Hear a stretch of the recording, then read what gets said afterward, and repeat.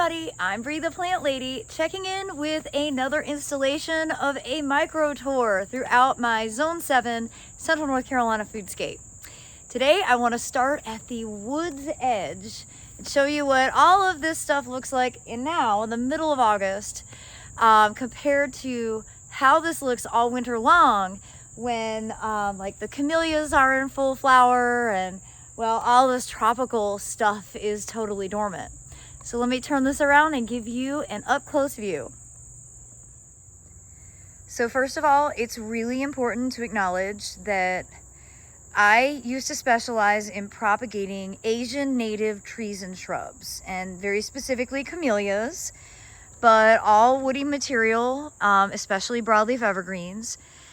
And this is a view of like almost all Asian plants, mixing and mingling with native North Carolina.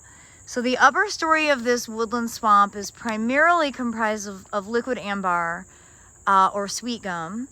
And then there's tulip poplar, and there is Ilex opaca,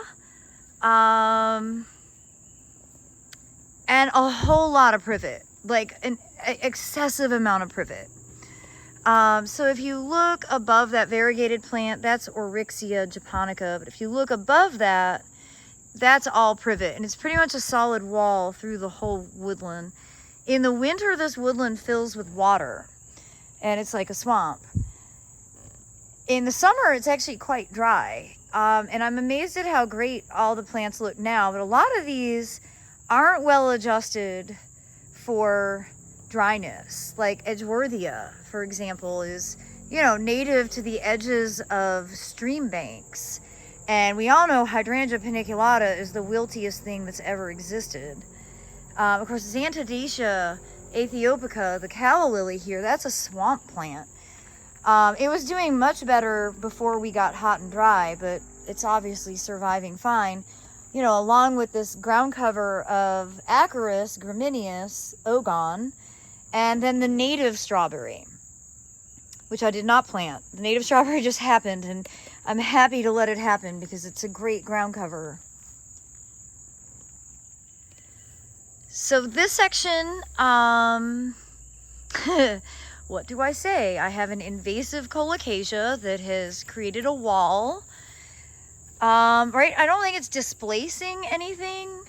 I don't know how to control it without spraying something that is much, much worse. Of course, there's camellias kind of growing all throughout here. And there's Edgeworthia in there, and there's Amorphophallus, giant Amorphophallus. And a metasequoia right there, and then a dogwood, and yeah, there's not a lot that's native. There's hellebores, there's ground covers, and Rhodia japonica. Nevertheless, it's a plant collection that's near and dear to my heart. It's not what I'm trying to achieve on the next door property, but it is what I have here. I don't love that the colocasia spread so efficiently. I'm not gonna lie, that freaks me out. Now, as we pan over to this section, which I have big plans to change, but I'm not changing them right now. We've got, another bit of that Musa and this Helianthus lemon queen that just should have been cut back partially. In here, I don't have shoes on, so I'm not going to go all the way in. But, this is T. Camellia sinensis right there. And that's Neolithia. Yes, that's Neolithia. And there's actually a ginger that ended up overwintering over there in the ground. So the kind of funny looking shrub here is Buxus unraveled. And it's a pretty cool kind of weeping boxwood that I propagated, so I had a bunch. So I just put them in a line. And of course, above that is the limelight hydrangea, Hydrangea paniculata.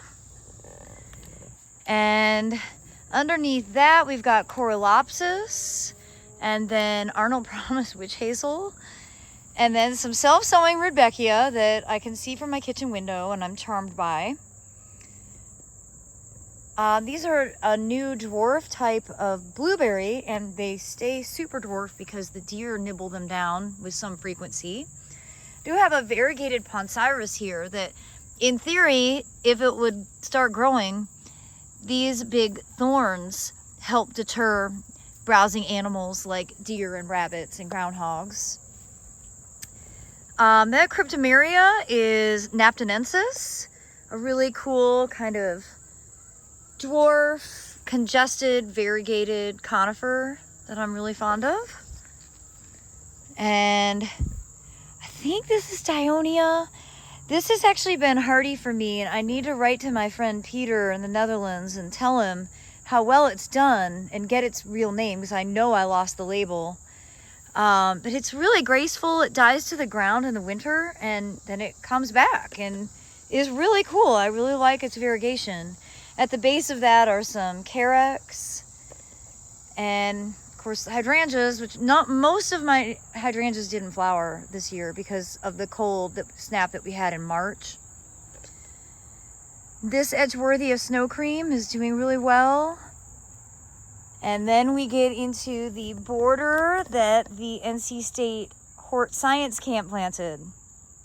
Gonna dive into that next. So when the camp came to plant this, I really wanted it to be a part of their lesson while they were here, so they could have something hands-on, tangible that they've actually accomplished. So when they think back to their camp experience, they'll be like, oh yeah, I sowed seeds that day.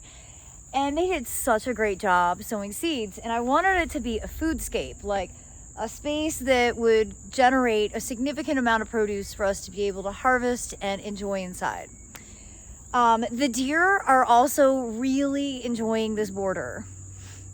Let me turn this camera around to show you what they did last night, because I forgot to turn the sprinkler back on for my motion activated system that helps deter them. So you can see this is okra. That's what okra should look like. So in the middle of July, okay, we're really late. This is a type of ginger that I'm trying as well. You get over here and you can just see where they came and literally ate the leaves right off. And they also are eating the sweet potatoes, which I think are fine. I think they're grown enough that they will regenerate.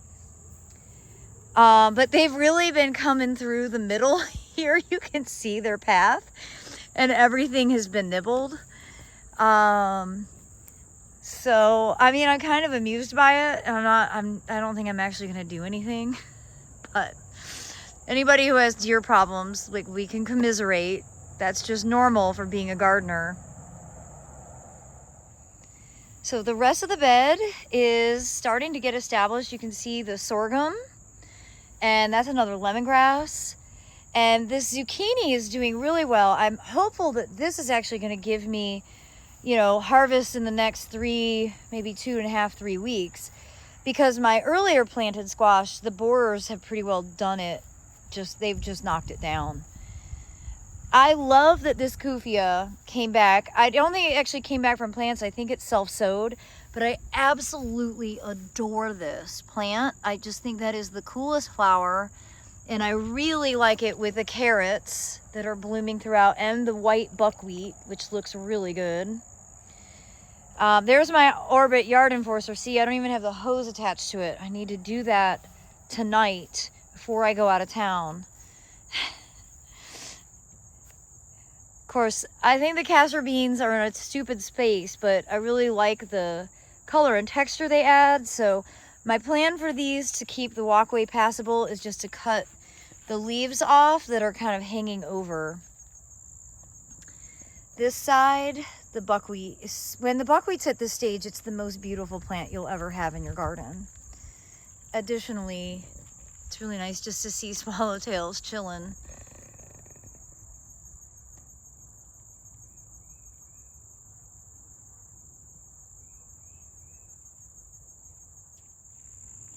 You can see this weeping rosemary is really happy here.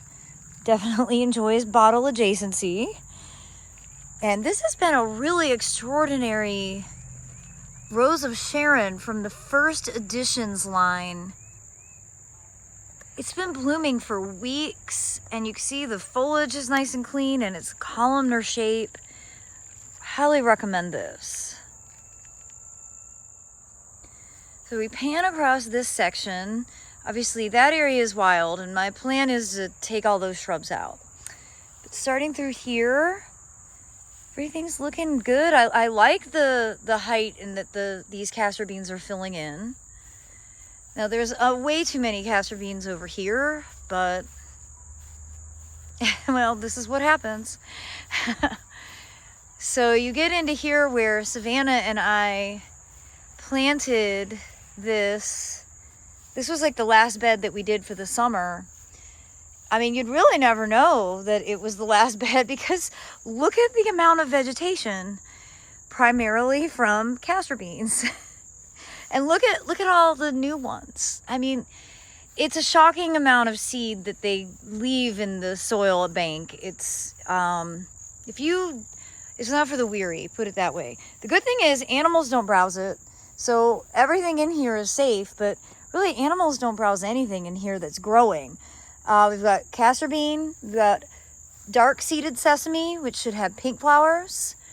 And we have zinnias in that section. And over here we have some sorghum popping up. It doesn't look like any of the sunflowers. Actually, I see a couple that have germinated, but they're probably not going to really come to fruition. They're quite short. So it's always interesting. Again, the seed bank of these castor beans is astonishing. So, though I really like them, I'm not 100% sure that I recommend them. So this section of the back corner is looking good. This phlox has been blooming all summer long. Now, it is nowhere near as much of a pollinator magnet as Bright Eyes. In fact, there's hardly any pollinators on it. But it's really nice from an ornamental perspective. And it's better behaved in the sense that it doesn't spread all over, whereas Bright Eyes takes up a lot of square footage. Over into here, my quote work zone looks pretty nice. Everything's doing well. This lime is loaded with fruit, which is really awesome. And the tomatoes look worse for wear, especially this one, but there's still some fruit ripening. I'll cut that down and you'll never even be the wiser. I really love this Job's Tear that actually just self-sowed in this pot. So I think I would like to do that as a container plant next year. I have it growing, self-sowing in the garden, which I'll show you. But I like it as a container plant. Could be a perfect thriller in the middle. And this tomato and pepper combo is growing well. I clearly have a hornworm somewhere. As you can see, telltale leaving of a skeleton.